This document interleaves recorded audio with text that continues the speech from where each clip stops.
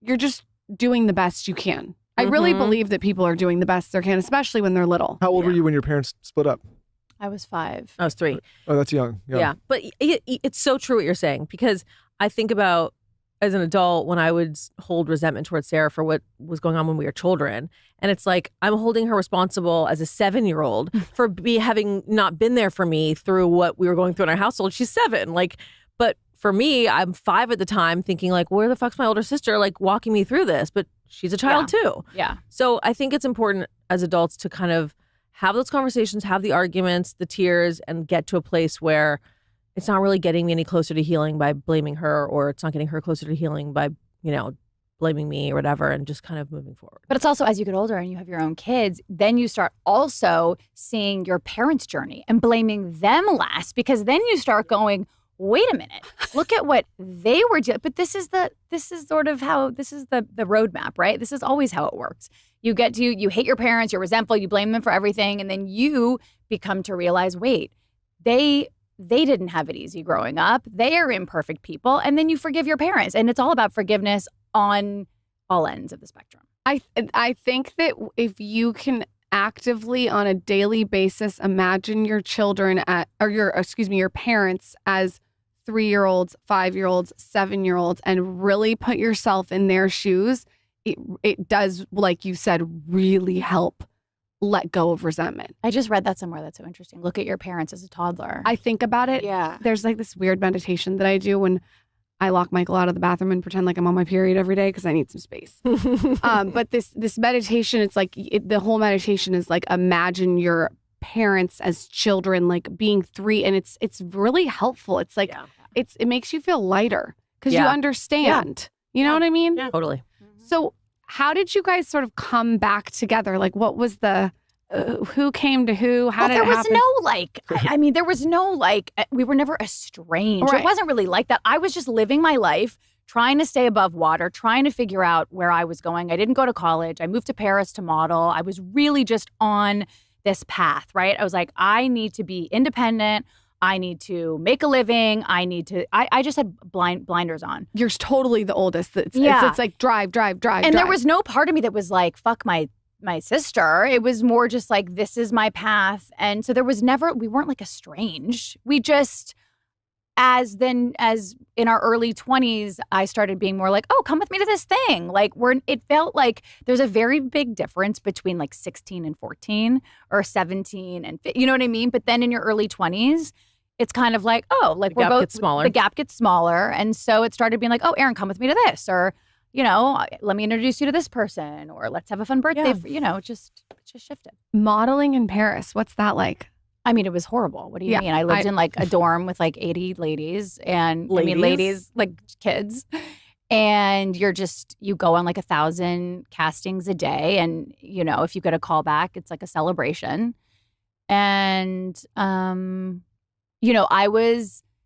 like just under 5'9". So this was the time in like 2000 when if you were not 5'9" or taller, you had no chance. Like there was Kate Moss and that was it. She was like an anomaly. But if you were not right at 5'9" with the ruler, I'm saying if you weren't like a supermodel, if you were just a regular model, they wouldn't even look at you or see you. Now it's like anyone can be a model.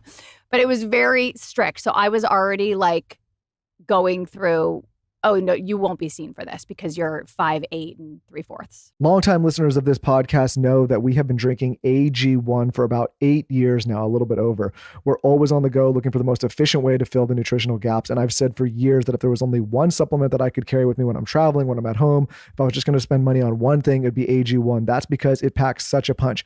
All you have to do is take one simple scoop of powder and put it in water and drink it down. AG1 tastes great. It's efficient. It's got your prebiotics, your probiotics. It's got all your daily greens and a multivitamin all in one simple scoop that you can just drink down with water. Lauren and I recently had Kat Cole, the COO of Athletic Greens, on this podcast. Just search that episode talking all about the benefits of this product and what this company has done to make sure that they're delivering the highest quality ingredients in their product. We love it. It supports our entire body and covers all of our nutritional bases every single day. It tastes great, and it's an easily drinkable habit with our busy lifestyles. I have a lot more energy. My under eye circles have gone away, and I just overall feel great. You know, we're always looking for high quality products. That's why we've partnered with AG1 for so long. So if you want to take ownership of your health, start with AG1. Try AG1 and get a free 1-year supply of vitamin D3 and K2 and 5 free AG1 travel packs with your first purchase exclusively at drinkag1.com/skinny. That's drinkag1.com/skinny. Try AG1 and get a free 1-year supply of vitamin D3 and K2 and 5 free AG1 travel packs with your first purchase exclusively at drinkag1.com/skinny. That's drinkag1.com/skinny. Check it out. I am so happy that I do not have to wear clip-in extensions all the time. I cannot even tell you. I wore clip-in extensions for probably 10 years of my life. I didn't wear them every day, but I would like wear them if I was going out or if I had something really important. And I have to tell you, I have been extension free for the last 8 months. And a big part of that is attributed to me really taking my hair care seriously. I've done a couple different things and I'm going to give you like my list. The first thing is I am big into scalp massage. I do it all the time. I do it in the morning. I do it at night. I feel like it stretches your face up, like the fascia. It's so good to get the circulation going. And I like to do it with the hair serum. The one that I use, you guys already know, is Vegamore. It comes in this little pink bottle. I have it on subscription. It's a monthly subscription and I just get it in the mail and I use it every single day. And the key with this is consistency.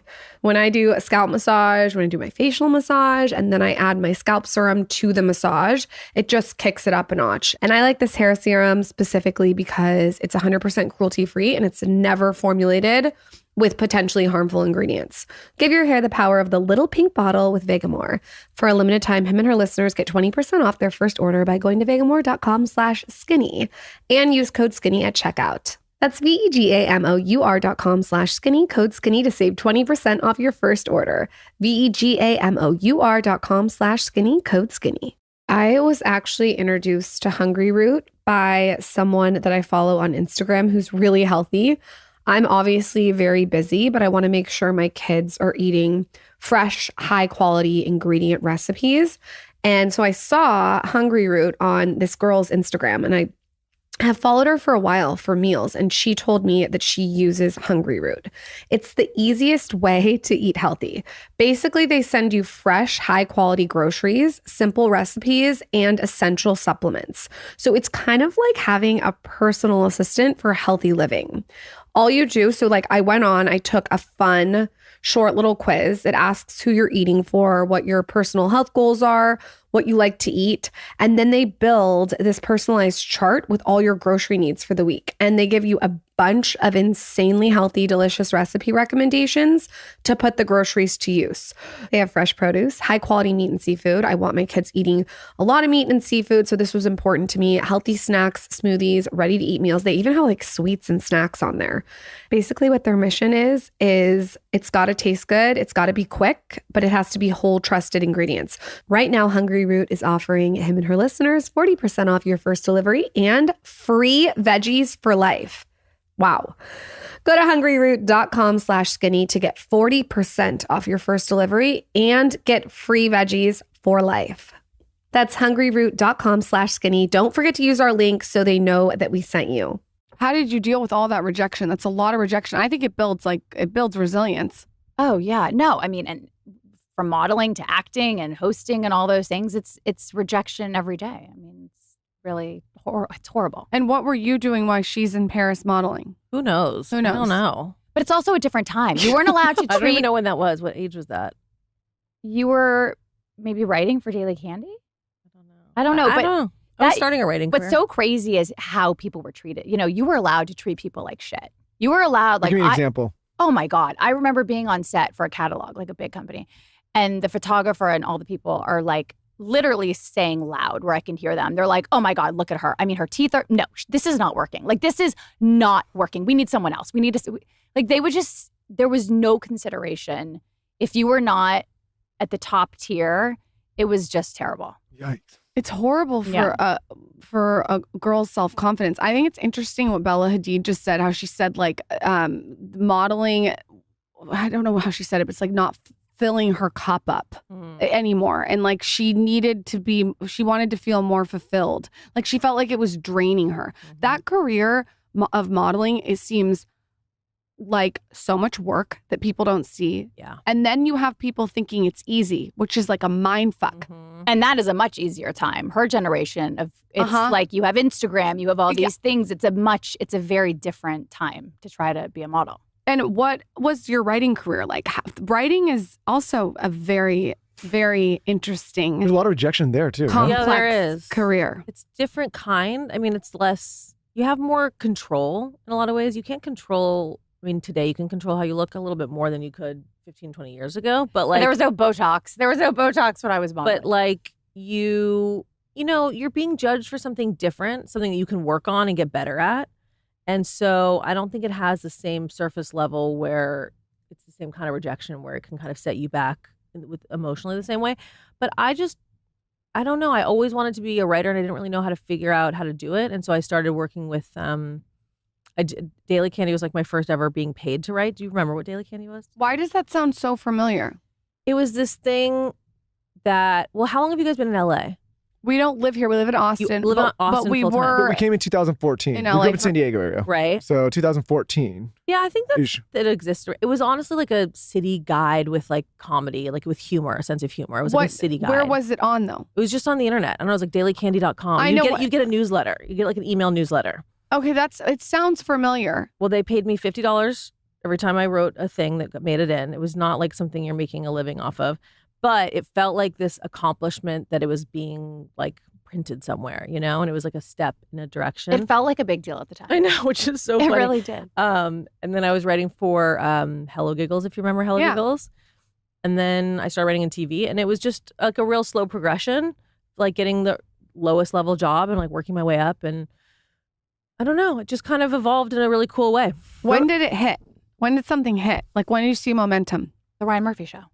No, I wouldn't say that. Really? Getting hired to write on a Ryan Murphy Well, show? That's pretty fucking Yeah, rad. that's pretty fucking Wow. cool. Yeah. I mean, I had a party when you got that job. I know you're like, I oh, did. not that old thing. Well, Yeah, that's a pretty I big take a one. lot of pride in being a writer on the only show of his that never succeeded or made it past one season. So I picked the wrong show. But that was very cool for me because it was just, I don't know, I just felt like I was in the game. Like I hadn't gone to college. I was insecure as a writer, and it felt really validating to have a real job. And I'd never made that much money before. And it just I felt like I did feel like I had made it.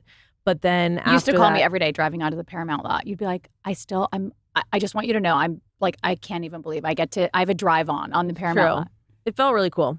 How did you Um, guys keep it together here in the city growing up the way you grew up? I mean, I just asked that curiously because we have two kids. And I was like, I don't know if I can. We have do to that. credit our parents. Listen, like Yeah. I think our parents really instilled, we had just the right amount of fear. And you know what I mean? We were just the right amount afraid of them. Also, our mom was very anti-Hollywood. She was not interested in us having famous friends or becoming friends with our friends' parents because of a certain thing. She was very anti that world. And so she kind of always forced us to stay grounded because she's very grounded. And our dad, who was in that world, he still had very high expectations for who we were going to be as people. Hmm. So he wasn't interested in raising